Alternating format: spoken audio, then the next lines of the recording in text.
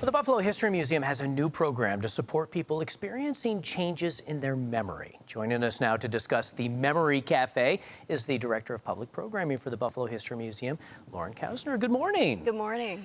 This is a really cool initiative. Tell me a little more about it. So our organization, as well as a few others from the area, have gotten a grant to start a memory cafe. The idea is to reach out to people who are experiencing a change in their memory, but also the person that cares for them. There aren't as many programs for those people, and they need support as well. So it's a chance to come together, to eat, drink some coffee, but also have a conversation and sort of create new experiences with the person you're caring for. Well, when you think about it, it kind of goes hand in hand. The History Museum is a lot about memories, and this kind of can provide some ideas, some memory type things to talk about. Sure, and you know, it's funny how sometimes those memories are sparked, sometimes they aren't, but we will just use that as a springboard for a conversation and sort of creating a story in the moment. Mm-hmm.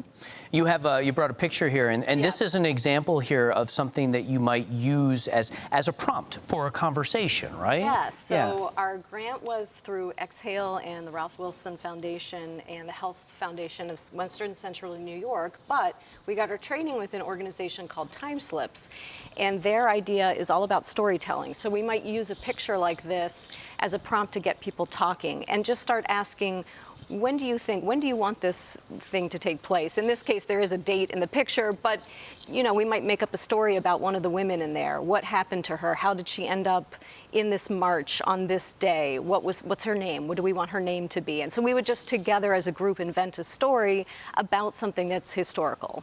And it's got to be helpful, too, because it's a focus, as opposed to just this open-ended kind of idea of, oh, let's come and talk. It really gives a focus and that jumping-off point. Exactly, and we're hoping to use pieces in our collection. We have some very bizarre and unique items in our collection that will, I think, inspire a lot of creativity and storytelling.